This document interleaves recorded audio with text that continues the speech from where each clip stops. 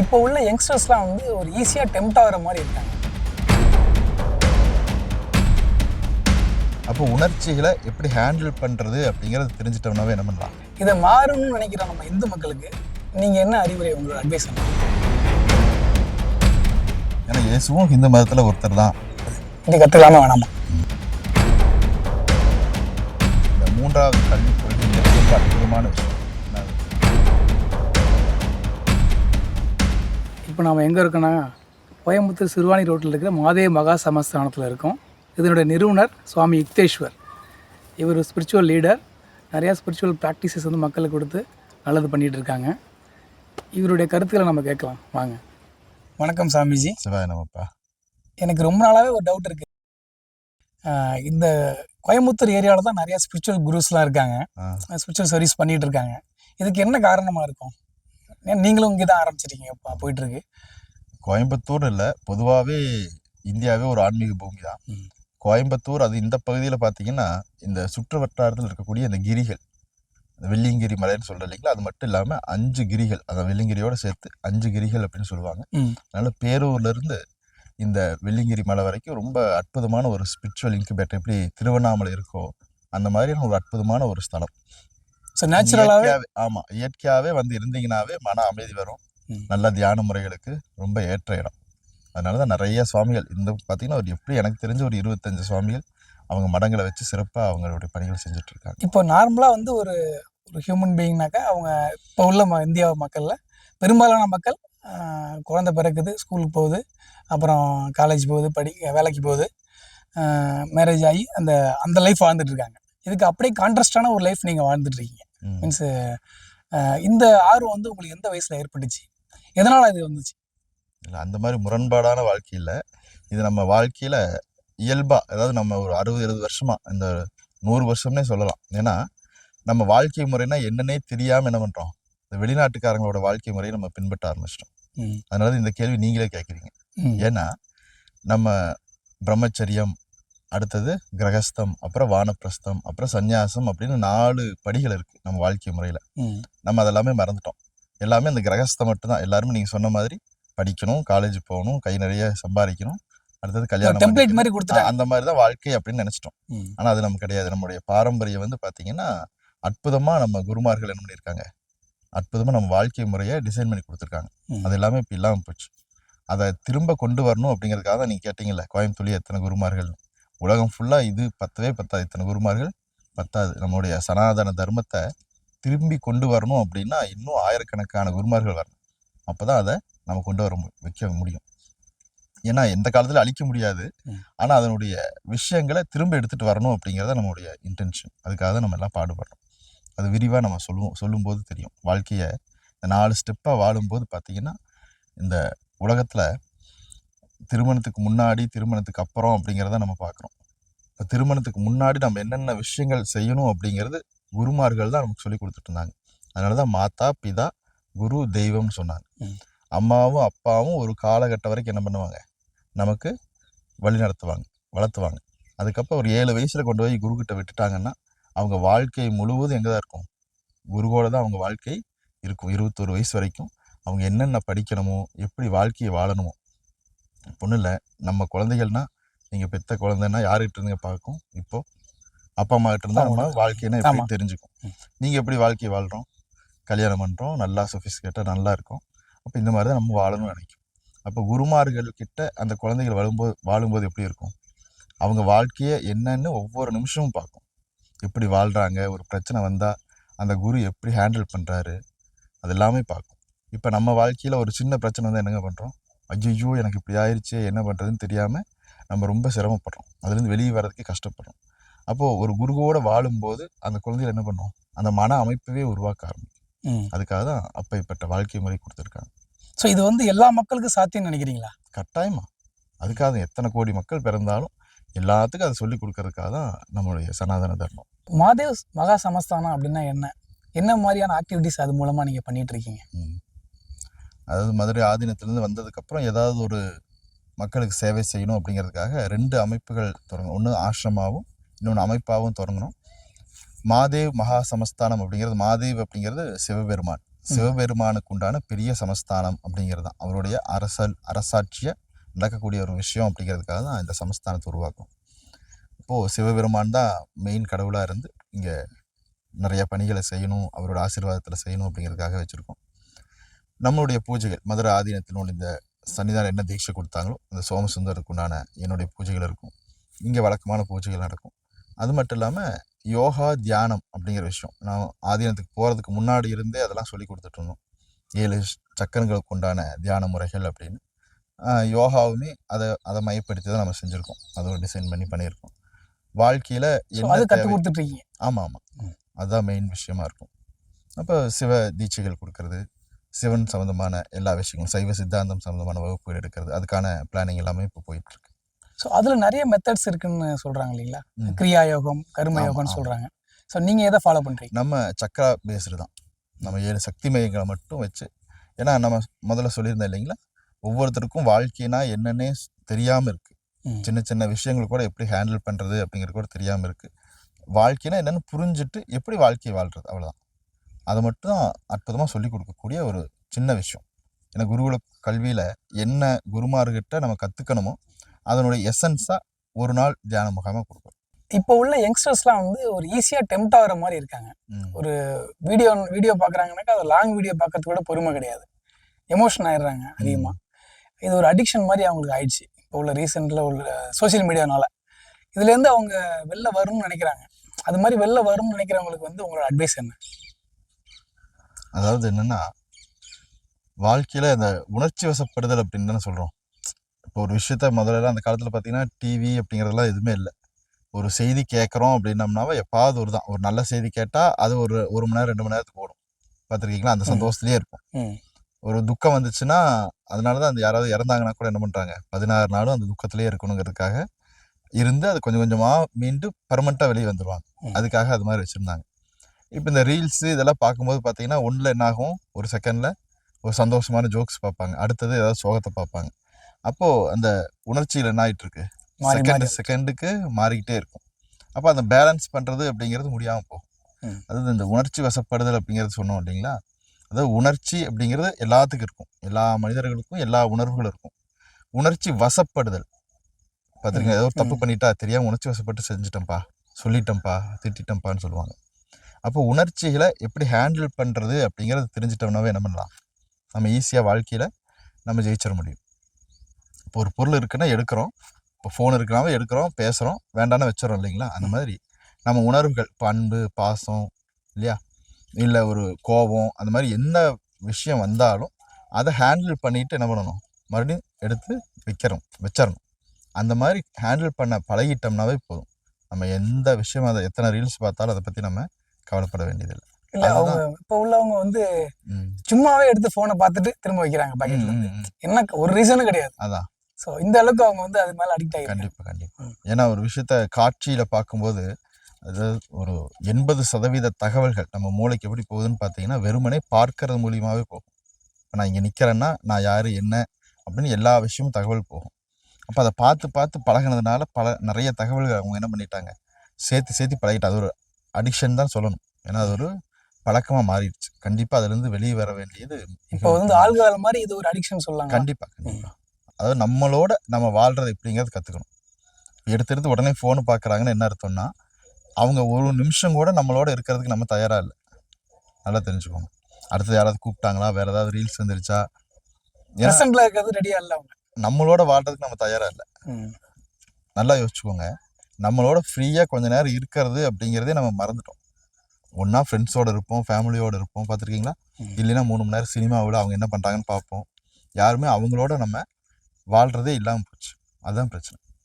அப்போ அதுக்கு தியானம் பண்ணி நம்மளோட வாழ்கிறது எப்படி அப்படிங்கிறத நம்ம தெரிஞ்சுட்டோம்னாவே போதும். நம்மளோட வாழ்றது நம்ம வாழ்கிறதே இல்லையே. நம்ம இங்கே இருந்தாலும் மனசு வேறு பக்கம் தானே சுற்றிட்டு இருக்கோம். நம்ம இன்டர்வியூ பண்ணிட்டு இருந்தாலும் நமக்கு என்ன ஆகும், மனசு அடுத்தது இன்டர்வியூ முடிச்சுட்டு எங்கே போகலாம், அடுத்த ப்ரோக்ராம் என்ன அப்படின்னு ஏற்கனவே பிளான் பண்ணி ஓடிட்டுருக்கோம் ஒரு பக்கம். அப்போ நம்ம இங்கே உடம்பு இங்கே இருக்குது, ஆனால் மனசு வேற பக்கம் ஓடிட்டுருக்கும். அப்போது ஒரு விஷயம் உடம்பு இல்லாமல் சுற்றுதுன்னு அதுக்கு பேர் என்னது, பேய் தான். நம்மளும் பெரும்பாலும் 90% பேயாக தான் வாழ்ந்துட்டுருக்கோம் இல்லையா? மனசு இங்கே இருந்தாலும் உடம்பு இங்கே இருந்தாலும் மனசு எல்லா பக்கம் ட்ராவல் பண்ணிகிட்ருக்கோம். அது இல்லாமல் உடம்பு மனசு ஆன்மா 3 ஒரே இடத்துல இருந்து நம்ம வாழ்க்கையை அனுபவிச்சோம் அப்படின்னம்னா எதுவுமே நமக்கு தேவையில்லை. அப்போனாக்க பாஸ்ட் ஃபியூச்சர் அப்படிங்கிறது ரெண்டுமே வந்து இல்யூஷனா, அதாவது ரெண்டு மாயையா, ப்ரெசன்ட் மட்டும் தான் இருக்கு அப்படின்னு சொல்லலாம். ப்ரெசன்ட் மட்டும் தான் இருக்குன்னு சொல்ல முடியாது, ப்ரெசன்ட் மட்டும் தான் நம்ம கையில் இருக்குன்னு சொல்லலாம். புரிஞ்சுதா? இப்போ ஏற்கனவே நேற்று நடந்த விஷயத்த நம்ம போய் ரீவைண்ட் பண்ணி அதை சரி பண்ணிட்டு வர முடியுமா? முடியாது. கண்டிப்பாக முடியாது. எதிர்காலத்தில் இதெல்லாம் வரப்போகுது, அதை போய் நான் இப்போவே சரி பண்ணிட்டு வந்துடுறேன் அப்படின்னு சொல்ல முடியுமா? அதுவும் நம்ம கையில் இல்லை. இப்போ இந்த நிமிஷம் இருக்குது அப்படின்னா இந்த நிமிஷத்தை என்ன பண்ண முடியும்? அதை எப்படி வேணாலும் நம்ம மாற்றிக்க முடியும். நல்லதாகவும் மாற்றிக்கலாம், கெட்டதாகவும் மாற்றிக்க முடியும். சரிங்களா? அப்போ அதனால நம்ம பண்ண வேண்டியது என்னன்னா இந்த நிமிஷத்தில் வாழ பழகிக்கணும். இந்த நிமிஷத்தில் வாழ பழகிட்டோம்னா போதும், எல்லாமே அழகாக சரியாயிடும்.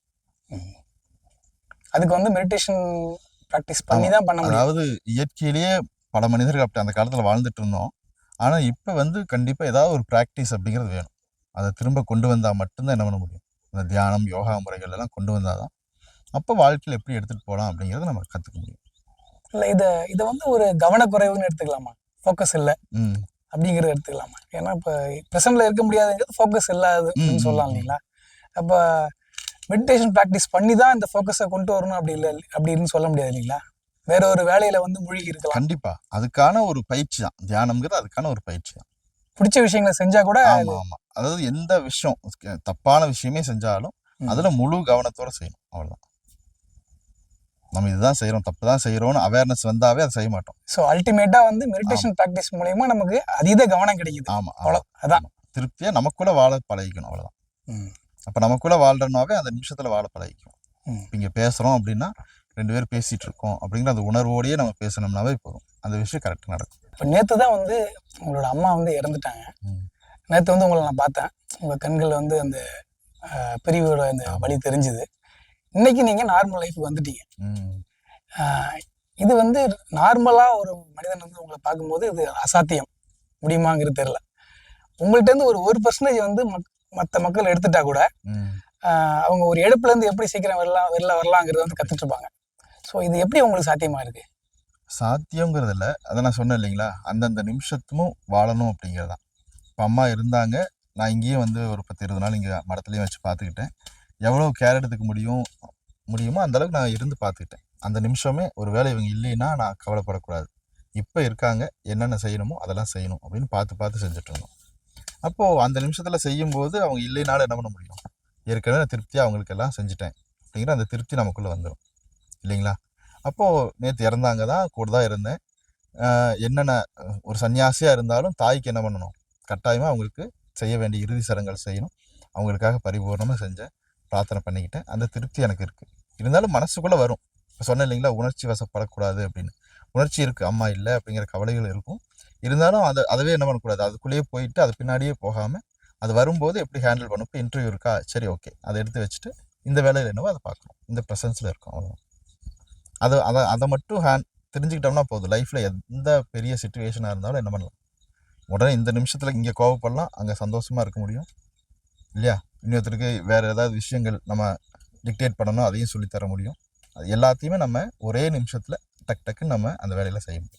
ஸோ ஒரு விஷயம் இருக்கும்போது அதை முழுசாக நம்ம அது கூட இல்லாதனால தான் அந்த பிரியும் போது எழுப்புங்கிறது வலிக்குது இல்லைங்களா. வலிங்கிறது ஐயோ அவங்க இருந்திருந்தாங்கன்னா பார்த்துருக்கலாமே, நான் இவ்வளோ கஷ்டப்பட்டுருன்னு பார்க்க முடியாமல் போச்சு. நிறைய பேர் அந்த இருக்கும்போது விட்டுறாங்க. அதனாலதான் எந்த உறவுகளாகட்டும், உறவுன்னு வச்சுக்க வேண்டியதில்லை, உறவுன்னு வந்துருச்சுன்னா என்ன பண்ணணும், 100% வாழ்ந்துடணும். இப்போ கணவன் மனைவியாக இருக்கட்டும், எந்த விஷயமா இருந்தாலும் 100% அவங்களோட இருக்கணும், அவ்வளோதான் விஷயம். இந்து மதம் வந்து எந்த காலத்துலேயும் வந்து மற்ற மதத்தை சேர்ந்தவங்களை வந்து கன்வெர்ட் பண்ணுறதுக்கு ட்ரை பண்ணதே கிடையாது. இஸ்லாமியர்களும் அந்த அளவுக்கு ஃபோர்ஸ் பண்ணுறது கிடையாது. பட் கிறிஸ்டியானிட்டி வந்து ரொம்ப ஃபுல் டைம் ஜாபாகவே அதை பண்ணிட்டு இருக்காங்கன்னு வச்சுங்களேன். இது வந்து அவங்க வந்து நல்ல இடத்துல கூட பண்ணலாம், மக்களை வந்து ஏழ்மையிலேருந்து மீட்டு எடுக்கணுங்கிற நல்ல இடத்தோட பண்ணலாம். இதை மாறணும்னு நினைக்கிற நம்ம இந்து மக்களுக்கு நீங்கள் என்ன அறிவுரை, உங்களோட அட்வைஸ் என்ன? அது ஆக்சுவலாக என்னென்னா, எந்த மதத்தில் பிறக்கிறோமோ, அதாவது ஹிந்துவாக பிறக்கிறது மிகப்பெரிய புண்ணியம். அதை அவங்க வந்து புரிஞ்சுக்கணும். புரிய வைக்காதது நம்மளுடைய குருமார்களுடைய தவறுன்னு தான் நான் சொல்லுவேன். ஏன்னா நான் ஏற்கனவே சொன்ன மாதிரி குருமார்கள் பத்தலை. இப்போது சர்ச்சில் பார்த்தீங்கன்னா, இப்போ கிறிஸ்டியானிட்டியில் ஃபாதர்கள் அப்படின்னு ஏகப்பட்ட அவங்க எண்ணிக்கைக்கும் குருமார்கள் எண்ணிக்கையும் பார்த்தீங்கன்னா 100:1 தான் இருக்கும். நல்லா தெரிஞ்சுக்கணும். அவங்க 100 ஃபாதர்கள் இருக்காங்கன்னா இங்கே ஒரே ஒரு ஹிந்து மத சாமியார் தான் இருக்காங்க. இப்போது நம்ம இவ்வளவு கோவில்கள் இருக்குது, எல்லாமே இருக்குது. ஆனால் தொடர்ந்து போய் என்ன பண்ணுறாங்க, அவங்க மதத்துக்கு மாறணும் அப்படின்னு சொல்லி தொடர்ந்து பொங்குகிட்டே ஒரு 100 தடவை வந்து பேசிகிட்டே இருக்கும்போது அப்போ என்ன ஆகுனா சில சமயத்தில் சிலர் தடம் மாறிடுறாங்க. அது வந்து மாறக்கூடாது அப்படிங்கிறத மிகப்பெரிய முக்கியமா அவங்க வந்து ஃபைனான்சியல் சுச்சுவேஷனை காரணம் காட்டி தான் நிறைய பேர் மாறதா தெரியுது. ஆமாம், இல்லை எனக்கு தெரிஞ்சுமே அதுக்காகவே மாறிடுறாங்க. ஆனால் உள்ளுக்குள்ள என்ன பண்ணுறாங்க, அவங்க மனசு ஃபுல்லாக இந்து மத சாமியும் கோவிலையும் தான் நினச்சிட்டு இருக்காங்க. ஏன்னா சமுதாயத்துக்காக வேற வழியிலேயே பணம் கிடைக்குதோ ஏதோ ஒரு காரணத்துக்காக மாறிடுறாங்க. ஆனால் உள்ளூர் என்னவா இருக்காங்க, அவங்க ஹிந்துவாக தான் வாழ்கிறாங்க. ஏன்னா இப்போ இந்த வீடுகளுக்கெல்லாம் போவோம், இல்லந்தோறும் துறவிகள் அப்படின்னு ஒரு விஷயம் நடக்கும். அப்போது நம்ம போகும்போது பார்த்திங்கன்னா இந்த கோயம்புத்தூர்லேயே நடந்துச்சு. அப்போ போகும்போது சில வீடுகளில் சிலுவையெல்லாம் போட்டிருக்கோம். இருந்தாலும் நம்ம போய் நிற்போம், அந்த வீட்டு வாசல் இருந்து சில பிரசாதமெல்லாம் கொடுப்போம். சிலர் மட்டும்தான் வந்து வாங்குவாங்க, கிறிஸ்டினாக இருந்தால் கூட வந்து வாங்குவாங்க. அதில் ஒரு அம்மா எனக்கு தெரிஞ்சு அந்த சிலுவை போட்டிருந்த அந்த டாலரை நான் தெரியாமல் மாறிட்டேன் சாமி, அதை என் கையிலே கொடுத்துட்டு திருநீர் வாங்கிச்சு. அப்போ அது ஒரு மிகப்பெரிய விஷயமா இருக்கும். அப்போ என்னென்னா அந்த துறவிகளாகட்டும் இல்லை நம்ம விஷயம் அவங்க கைக்கு போய் சேர்றதுக்கான உழைப்புறதுக்கு நிறைய சன்னியாசிகள் தேவை. அதனால தான் நான் தமிழ்நாட்டில் திரும்ப திரும்ப வேண்டிக்கிறேன், யாருக்கெல்லாம் விருப்பம் இருக்கோ அவங்கெல்லாம் சன்னியாசம் எடுத்துக்கணும் அப்படின்னு. அது மட்டும்தான் நம்ம மக்கள்கிட்ட கொண்டு போய் சேர்த்துறதுக்கான வழி. ஏன்னா சொன்ன மாதிரி பிரம்மச்சரியம், கிரகஸ்தம், வானப்பிரஸ்தம். வானப்பிரஸ்தத்தில் வந்தாவே போதும். அதாவது யாரெல்லாம் குடும்பத்தில் இருந்து அவங்க குழந்தைகளுக்கெல்லாம் திருமணம் பண்ணி வச்சு அவங்களுக்கெல்லாம் எல்லாம் செட்டில் பண்ணிட்டாங்களோ அதுக்கப்புறம் 50 வயசு 60 வயசுக்கு மேலே இருக்கிற தம்பதிகளாகவே என்ன பண்ணலாம், அவங்க சமுதாய தொண்டுகளுக்காக அவங்க வரணும் அப்படின்னு கேட்டுக்கிறேன். அழகாக தீட்சை எடுத்துட்டு நம்ம மதத்துக்காக வாழணும். ஏன்னா இப்போ சின்ன வயசுல எல்லாருமே பார்த்தீங்கன்னா அந்த காலத்தில் 10 குழந்தைகள் பெற்றுட்டாங்க இல்லையா. எவ்வளோ குழந்தைகள் வேணா இருக்கோ அதில் 1 2 சாமியார போனால் அவங்களுக்கு சந்தோஷம் தான், பெருசாக கவலைப்பட மாட்டாங்க. இப்போ எல்லாருமே ஆசையாக ஒரே ஒரு குழந்தைய மட்டும் வச்சுக்கிறாங்க இல்லையா, 1 அதிகபட்சம் 2. அப்போ யாருமே சமுதாயத்துக்காக என்ன பண்ணுறதில்ல, எந்த குழந்தைகளையுமே நம்ம கொடுக்கறதில்ல. அதனால இப்போ இருக்கிற காலகட்டத்தில் யாரெல்லாம் குழந்தைகளை பெற்று வளர்த்தி அழகாக அமெரிக்காவுக்கு அனுப்பிச்சிட்றாங்களோ அவங்களாமாவது என்ன பண்ணலாம், போய் முதியோர் இல்லத்துலேயும் பெரிய இதுலேயும் போய் இருக்கிறத விட்டுட்டு சமுதாயத்துக்காக என்ன பண்ணலாம், அவங்க சன்னியாசம் எடுத்துட்டு மக்களுக்கு தொண்டு செஞ்சு அவங்க வாழ்க்கையை நிறைவாக வாழணும் அப்படின்னு தான் கேட்டுக்கிறேன். ஸோ அப்போ குருமார்கள் வந்து இல்லை அப்படிங்கிறது தான் இதுக்கான காரணம். பற்றாக்குறை தான். நம்ம சனாதன தர்மத்தை ஏற்றுக்கிட்டு இந்து மதத்தை ஏற்றுக்கிட்டு நிறையா பேர் சன்னியாசத்துக்கே வரணும், அதுதான் மிக முக்கியமான விஷயம். ஆனால் இந்து மதத்தில் வந்து ஒரு கண்ட்ரோல் இல்லாமல் இருக்கிற மாதிரி தெரியுது. கண்டிப்பாக இருக்காது. இது அதீத சுதந்திரம் வந்து அதனால தான் இது 100% சுதந்திரம் கொடுக்கக்கூடிய ஒரே ஒரு மதம் இந்து மதம் மட்டும்தான். ஏன்னா அந்த ஹிந்து மதத்துலேருந்து ஒரு விஷயத்தை எடுத்துகிட்டு நீங்கள் புது புது மதத்தையும் உருவாக்கலாம். நல்லா தெரிஞ்சுக்கோங்க, ஆயிரக்கணக்கான மதத்தை வேணாலும் இந்து மதத்துலேருந்து எடுத்து நீங்கள் உருவாக்க முடியும். அதனால பெருசாக கிறிஸ்டினாக மாறினாலும் நம்ம ஒன்றும் பெருசாக கண்டுக்கிறது இல்லை. ஏன்னா இயேசுவும் ஹிந்து மதத்தில் ஒருத்தர் தான், அதில் ஒரு பிரிவு அவ்வளோதான், அப்படி தான் நம்ம நினச்சிக்கிறோம். அதனால் எல்லா மக்களையும் அரவணைச்சு போகிறோம். இருந்தாலும் மெயின் விஷயத்துலேருந்து நிறைய பேர் பிரிஞ்சு போகக்கூடாதுங்கிறத நம்மளுடைய எண்ணம். அப்போது அதுக்காக உழைக்கிறதுக்கு நிறைய மக்கள் சன்னியாசத்தை நோக்கி வரணும். இப்போ தமிழ்நாட்டில் வந்து ஒரு பொலிட்டிக்கல் இஷ்யூ ஹிந்தியை வச்சு நடந்துட்டு இருக்கு. ஹிந்தி வந்து தமிழ்நாட்டு ஸ்கூலில் கவர்மெண்ட் ஸ்கூல்லாம் வரலாமா வேணாமா அப்படின்ட்டு திமுக சைட்லேருந்து என்ன சொல்கிறாங்கனாக்கா, கவர்மெண்ட் சைட்லேருந்து ஹிந்தி கொண்டு வந்துட்டாக்கா வட இந்தியர்கள்லாம் உள்ளே வந்துடுவாங்க, அவங்க வந்து இங்கே நிறைய பேர் வந்துடுவாங்க அதை வச்சுட்டு அப்படிங்கிற மாதிரி அவங்க ஹிந்தியை வந்து எதிர்த்துட்டே இருக்காங்க. ஹிந்தி உங்களோட பார்வையில் என்ன எப்படி இருக்குது, ஹிந்தி கற்றுக்கலாமா வேணாமா? அது ஆக்சுவலாக நீங்களே சொல்லிட்டீங்க, அது பொலிட்டிக்கல் இஷ்யூன்னு நடக்கிறது, பொலிட்டிக்கல் இஷ்யூ தான். ஆனால் உண்மையாலுமே இந்த 3வது கல்விக் கொள்கைங்கிறது ரொம்ப அற்புதமான விஷயம். நான் முழுசும் படித்து பார்க்கல, ஆனால் அவங்க சொன்ன தரவுகளில் முதல் 5ஆம் வகுப்பு வரைக்கும் என்னது கட்டாயம் தமிழில் தான். ஆனால் இப்போ இருக்கக்கூடிய விஷயத்தில் யாருமே தமிழில் படிக்கிறதே இல்லை. நிறைய குழந்தைகள் ஆக்கி கூட தெரிய மாட்டேங்குது. அப்போது அந்த ஒரு காரணத்துக்காகவே என்ன பண்ணலாம், அந்த கல்விக் கொள்கையை ஏற்றுக்கலாம். ஆனால் அவங்க சொல்கிறது என்னென்னா 3வது மொழி இந்திய மொழிகளில் ஏதாவது ஒன்றுன்னு சொல்கிறாங்க. அப்போ பெரும்பாலும் ஏற்கனவே 55% குழந்தைகள் என்ன பண்ணுறாங்க, அழகாக ஹிந்தி படிச்சுட்டு தான் இருக்காங்க. அப்போ நமக்கு என்ன மொழி தேவையோ பெரும்பாலும் ஹிந்தி தான் தேவைப்படும். ஏன்னா வடநாட்டவர்கள் தென்னாட்டவர்கள் நம்ம பிரித்து பார்க்க வேண்டியது இந்தியாவுக்குள்ள தானே இருக்காங்க. அவங்க இங்கே வந்தால் என்ன, நம்ம அங்கே போனால் நம்மளும் தான் அங்கே போயிட்டுருக்கோம். ஏன் காசி போன்ற நகர்களில் பார்த்தீங்கன்னா எல்லா பக்கமும் போர்டுகளில் தமிழ் இருக்கும், தமிழ் பேசுகிறவங்க தான் அங்கே ஜாஸ்தி. சரிங்களா. முக்கியமான காசி விஸ்வநாதர் கோயில்லையே நம்மளுடைய நகரத்தார்களுடைய பூஜைகள் தான் மெயின் பூஜையாக இருக்கும். அப்போது வடநாடு தென்னாடு நம்ம பிடிக்க வேண்டியதில்லை, நமக்கு எந்த மொழி விருப்பமோ அதை படிச்சுக்கிட்டா போதும். அப்போ பெரும்பாலும் ஹிந்தி தான் தேவைப்படும். வடநாட்டுக்கு போகிறதா இருக்கட்டும், எங்கே ட்ராவல் பண்ணாலும் 3வது ஒரு மொழி தானே. நம்ம குழந்தைகள் பார்த்தீங்கன்னா எத்தனை மொழிகள் வேணாலும் என்ன பண்ண முடியும், அழகாக கற்றுக்க முடியும். அதுக்கு தேவை முதல்ல இருந்தே அந்த அடிப்படையிலேருந்தே நம்ம சொல்லிக் கொடுக்கணும். அதனால் நம்மளால் முடியும் முடியாது அப்படிங்கிறதெல்லாம் வேண்டாம். அரசியல் காரணங்கள் எல்லாம் விடுத்து தமிழக அரசும் முதல்வரும் இந்த 3வது மொழியை கற்றுக்கலாம் அப்படிங்கிற விஷயத்தை ஏற்றுக்கணும் அப்படின்னு தான் என்னுடைய வேண்டுகோள். வர சனிப்பயிற்சிக்கு வந்து ஒரு மகா யாகம் வளர்க்க போகிறதா நீங்கள் அறிவிச்சிருக்கீங்க. 1000 யாக குண்டம் அமைத்து பண்ண போகிறதா. அதனால என்ன நன்மைகள் கிடைக்கும் அது பண்ணுறனால? அது ஆக்சுவலாக என்னென்னா, ஒரு பெரிய ஒரு 1008 பேர் ஒன்றா உட்காந்து ஒரு யாகம் பண்ணும்போது அந்த கலெக்டிவ் கான்சியஸ்னஸ்ன்னு சொல்லுவோம் இல்லைங்களா, ஒரே எண்ணம். அதாவது ஜாதகம் அப்படிங்கிறது ஒரு உண்மையான சயின்ஸ் தான். அப்போ அந்த டைமில் சனி பெயர்ச்சி நடக்குது அப்படிங்கிறபோது நிறைய பேர்த்துக்கு இப்போ இந்த சொன்னீங்களா இந்த ரீல்ஸில் இதிலெல்லாம் பார்த்து உங்களுக்கு இந்த ராசியாக உங்களுக்கு இந்த பிரச்சனை வந்துடும், இதுலேருந்து நீங்கள் விடுபட போகிறீங்க அப்படின்னு பல விஷயங்கள் அவங்களுக்குள்ள நடந்துகிட்ருக்கும். அப்போது மந்திரங்கள் அப்படிங்கிறதுக்கு மிகப்பெரிய ஒரு வேல்யூ இருக்குது. மந்திரங்களுக்கு மிகப்பெரிய வேல்யூ இருக்குது. அது வந்து நம்ம என்ன விஷயத்த தகவலாக சொல்கிறோமோ, என்ன விஷயத்த நம்ம வார்த்தைகளாக பயன்படுத்துகிறோமோ, அந்த பாசிட்டிவான வார்த்தைகள்னால் நம்ம உடம்புல இருக்கக்கூட 90% என்னது தான், ரத்தமும் தண்ணியாக தான் ஓடிட்டுருக்கு. அப்போ அதில் பிரதிபலிக்கும். இந்த மாசுரி ஈமோட்டோ அப்படின்னு ஜப்பானீஸ் ஒரு விஞ்ஞானி கண்டுபிடிச்சிருக்கார். தொடர்ந்து பாசிட்டிவான விஷயங்களை பேசும்போது இல்லை பாசிட்டிவான மியூசிக் கேட்கும்போது என்ன நடக்குது, தண்ணியில் என்ன நடக்குது அப்படின்னு ஒரு ஆராய்ச்சி பண்ணியிருக்காங்க. அதை எடுத்து பார்த்தீங்கன்னா தெரியும். அதனால தான் இந்த கும்பாபிஷேகமாகட்டும், சின்ன வீட்டில் ஒரு விசேஷமாகட்டும் என்ன பண்ணுறாங்க, இந்த யாகம் பண்ணுறது அப்படிங்கிறத தொடர்ந்து செய்கிறாங்க. அந்த மந்திரங்கள் ஜபிக்கும்போது பல நல்ல ஒரு எண்ணங்கள், பாசிட்டிவான வைப்ரேஷன் அங்கே கிடைக்கும். இப்போ 1008 குடும்பங்கள் அங்கே உட்காந்து அவங்க தொடர்ந்து அந்த மந்திரங்களை சொல்லி அவங்க குருமார்கள் அவங்க அர்ச்சகர்கள் என்ன சொல்கிறாங்களோ அந்த மந்திரத்தை திருப்பி சொல்லி எல்லாரும் சொல்லும்போது என்னாகும், கலெக்டிவ் கான்சியஸ்னஸ் அங்கே அற்புதமாக வரும். அப்போ என்ன மனசில் என்ன நினைக்கிறாங்களோ அது அங்கே நடக்க ஆரம்பிக்கும். அந்த ஒரு பெரிய ஒரு நல்ல ஒரு வைப்ரேஷன் அங்கே க்ரியேட் பண்ணணும் அப்படிங்கிறதுக்காக தான் ஒரு பெரிய எஃபர்ட் எடுத்திருக்கோம். புதுசாக க்ரியேட் பண்ணுறதுக்கு உங்களுக்கு ரைட்ஸ் இருந்ததுனாக்கா நீங்கள் எதை பண்ணுவீங்க? இந்தியாவை ஹிந்து நாடாக இருக்குது